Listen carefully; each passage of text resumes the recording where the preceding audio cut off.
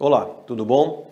Vamos iniciar o segundo módulo dos aspectos tributários das operações com equinos.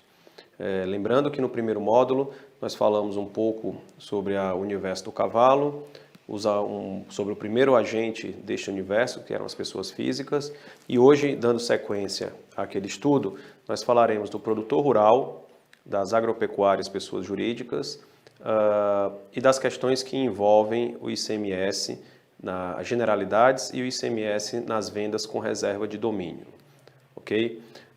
Produtores rurais. Qual o conceito de produtor rural? É a pessoa natural dedicada à atividade agropecuária e que realiza as operações de circulação de mercadorias, né? Além das atividades agropecuárias, nas quais estão inclusos a criação de equinos, entre os quais o de raça BH, existem outras atividades como extração, pesca, enfim, dentre outras, todas direcionadas às questões rurais. O que não abrange o conceito de produtor rural? A pessoa que faça uso do imóvel rural para questões relacionadas a lazer, aquele que explore a sua propriedade rural para utilização e extração de culturas para o consumo próprio e pessoas jurídicas, né? Vale a pena ser criador por meio de produtor rural? Numa análise preliminar, sem qualquer outro dado do ponto de vista de operação, de conhecimento daquilo que compõe todo o universo daquele criador, eu diria que sim, mas é necessário, como disse no módulo anterior, conhecer exatamente a necessidade e todas as questões fáticas que estão relacionadas a esse produtor. Se ele é empresário em algum outro ramo, se a produção rural dele está relacionada a algum outro tipo de cultivo, por exemplo, na produção de grãos ou não, de que forma ele está, qual a predisposição desse produtor rural do ponto de vista societário, do ponto de vista sucessório, enfim, é necessário conhecer um pouco mais da cultura familiar para que a gente possa afirmar com a certeza de questões fiscais se vale a pena ou não. Mas numa análise preliminar, eu diria que a figura do produtor rural, em regra, ela é sempre muito vantajosa, em especial quando você faz um paralelo com a pessoa física. Portanto, desde que a sua produção rural não esteja com limitações com relação a esses 3 pontos do slide, sem dúvida alguma, fazer a sua criação por meio de uma produção rural, por meio de um produtor rural com inscrição estadual registrada na Secretaria da Fazenda, é muito vantajoso. Pois bem, agropecuária são pessoas jurídicas. Ah, mas por que eu não teria um agropecuário e seria produtor rural? Depende. Tem uma série de outras questões que estão relacionadas. Se você é um produtor rural que não tem outras culturas, por exemplo, não vejo necessidade de criação, constituição de uma pessoa jurídica que pode ser tributada pelo lucro real ou pelo lucro presumido em detrimento do produtor rural. Primeiro que nas questões de produtor rural, a grande maioria, a esmagadora maioria dos custos envolvidos com a tua produção rural podem ser deduzidas do teu resultado. Portanto, toda a questão da criação e as despesas e os custos envolvidos com alimentação, farmácia, veterinários, mão de obra,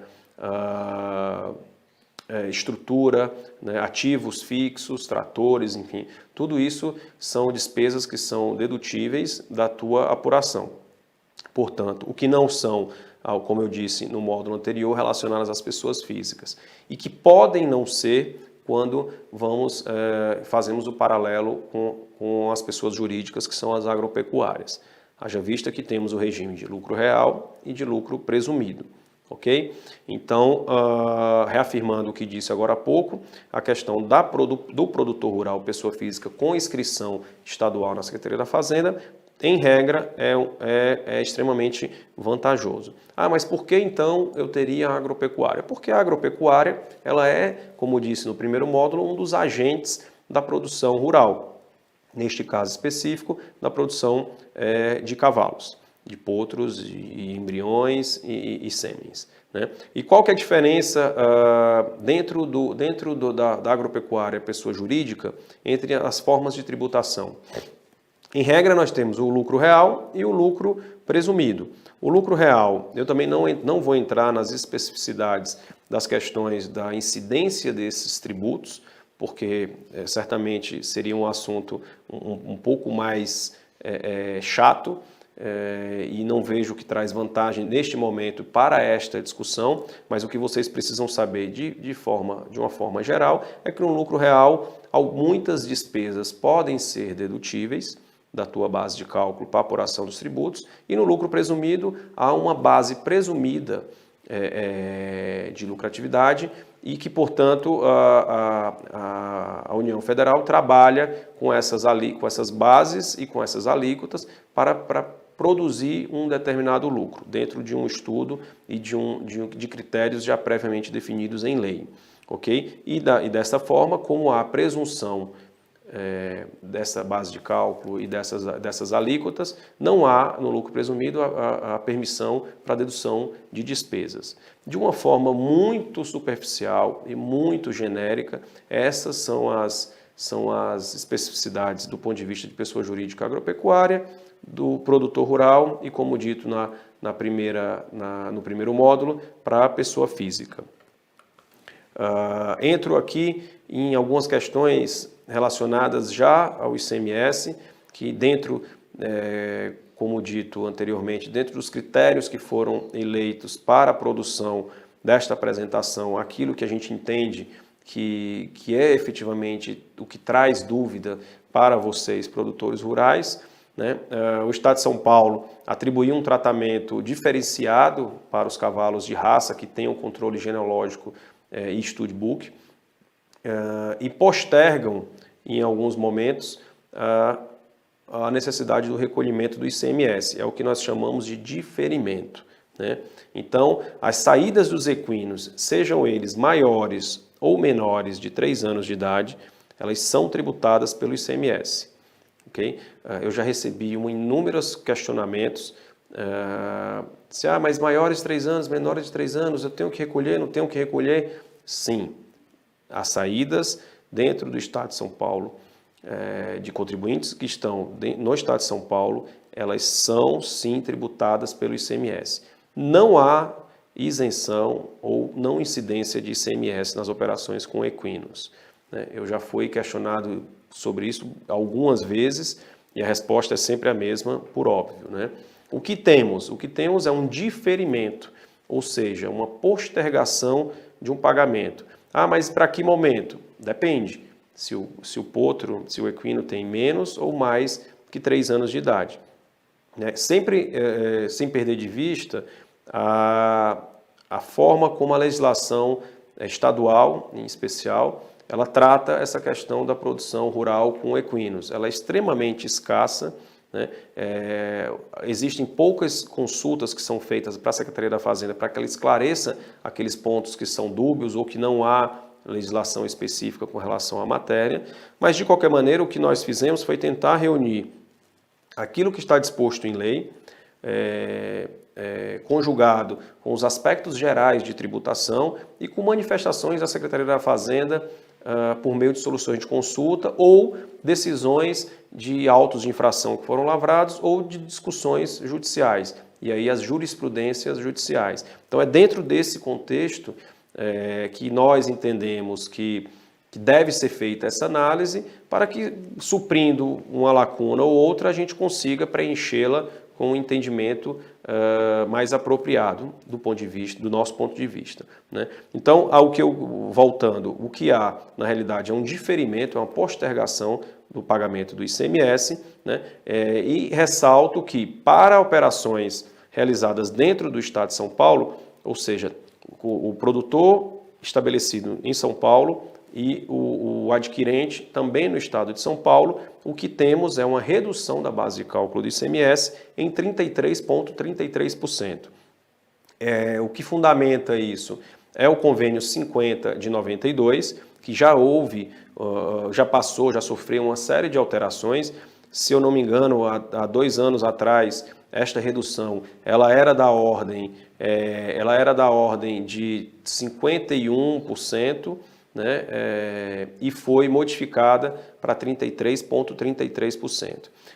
Digo e reafirmo com isso o que tenho dito para alguns criadores, que a história de que não, o cavalo é um mercado muito pequeno e nós estamos passando à margem dos entes tributantes, né? Eu discordo completamente. O primeiro slide do primeiro módulo, nós falamos num mercado que movimenta 16 bilhões de reais por ano no Brasil. Nós não podemos pensar que essa questão ela está distrita eminentemente ao cavalo BH. Nós temos outros studbooks, como o cavalo árabe, o quarto de milha, o manga larga, que estão inseridos nesse contexto e que, portanto, esta alteração que ocorreu há aproximadamente 2 anos, que tirou o benefício de 51% e o reduziu para 33%, é uma demonstração clara de que a Secretaria da Fazenda do Estado de São Paulo, junto com as outras secretarias que firmam esse convênio ICMS, estão sim de olho nas operações e na mercadoria assim denominada cavalos, equinos, né? Então, essa é uma generalidade que eu acho que é interessante. Então, dentro só recapitulando, dentro do Estado de São Paulo, portanto, nas operações internas, o que há é uma redução da base de cálculo em 33,33%.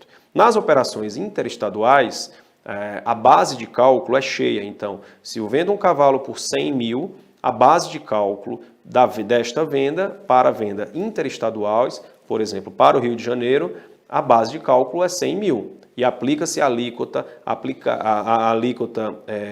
especificada na legislação, a depender do estado e da região para onde esse animal foi vendido. Aqui no slide eu coloco quais são as alíquotas que são aplicadas: 12% se o destinatário estiver na região sul e sudeste, exceto Espírito Santo, e 7% se estiver situado nas regiões norte, nordeste, centro-oeste no estado do Espírito Santo. E 4% em caso a mercadoria tenha sido importada do exterior. Enfim, essas são as generalidades que eu queria colocar para vocês em operações internas e nas operações interestaduais, que julgo relevante. E daqui o que eu tiro como primordial é acabarmos com essa dúvida no que diz respeito à isenção de ICMS na venda de equinos. E entro faço a ressalva de que no próximo módulo nós trataremos das questões que estão eminentemente ligadas a equinos com maiores e menores de 3 anos de idade. E lá tratarei das questões do diferimento, em que momento deve ser recolhido o ICMS conjugado com a idade desse equino. Neste momento, dentro do contexto deste módulo, nós julgamos relevante, ainda como uma generalidade das questões que envolvem o ICMS dentro do Estado de São Paulo, são as vendas com reserva de domínio, né? Tenho observado que os leilões, né, os contratos de leilão e os regulamentos, eles trazem já de forma muito clara e objetiva que todas as vendas que são realizadas no leilão, eles são realizados com reserva de domínio. E o que é a reserva de domínio? Reserva de domínio eu te entrego a posse, mas a propriedade é minha, né? Então, eu vendo esse animal em leilão, o arrematante recebe imediatamente a posse desse animal, mas a propriedade deste animal, no studbook, por exemplo, permanece com o vendedor, com o criador.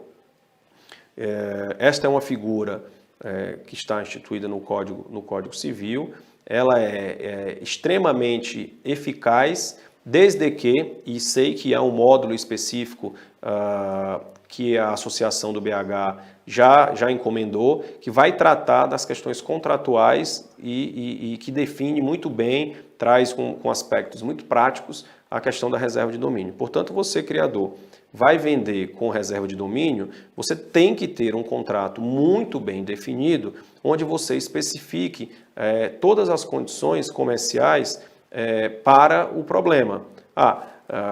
O comprador, o arrematante, pagou, nós não temos nenhuma situação que precisa ser resolvida. Mas na hipótese em que o valor do animal não é pago, aí sim aí são suscitadas uma série de dúvidas, não só do ponto de vista fiscal, que é o que eu vou colocar para vocês aqui do ICMS, mas do ponto de vista comercial e cível. Como eu retomo esse animal? Eu posso, ao invés de retomar o animal, executar a dívida, executar o contrato, executar a nota promissória? Então, todas essas questões elas serão abordadas em outro módulo do ponto de vista cível, mas eu quis fazer esse adendo apenas para mostrar para vocês a necessidade, a importância de se ter bons contratos e as questões muito bem entabuladas, evitando-se o prolongamento dessas discussões. Ok? Então, do ponto de vista de ICMS, partindo da premissa de que a propriedade do animal não é entregue ao comprador que paga a prazo com a cláusula de reserva de domínio e somente a posse, em nosso entendimento, e aqui abro parênteses para dizer que não há, da mesma forma como todas as outras questões na legislação do Estado de São Paulo,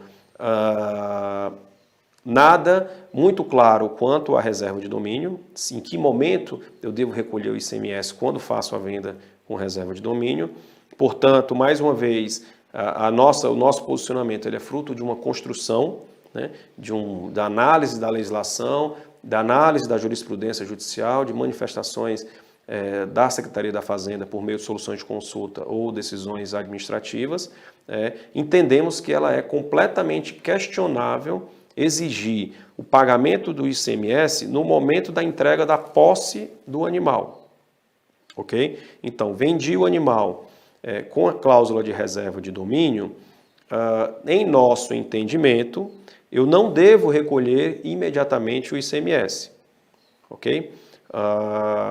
Por quê? Porque o ICMS ele incide sobre a circulação da mercadoria, né? E o que isso significa? Que está grifado em amarelo na apresentação. É a necessidade de transferência da propriedade para a configuração da incidência desse imposto, do ICMS no caso. Portanto, na nossa opinião, né, e nos termos da legislação, o ICMS só deveria ser recolhido ao final, portanto, no momento da transferência deste animal ao novo proprietário. Por quê? Porque ali se consolidou todas as condições comerciais previamente estabelecidas. Se o pagamento ocorre em 12 meses, em 12 parcelas, ao final do pagamento das 12 parcelas, extingue-se a reserva de domínio e a propriedade desse animal é transferida para o novo proprietário. Neste momento, em nossa opinião, é que deve ocorrer o pagamento do ICMS. Ok?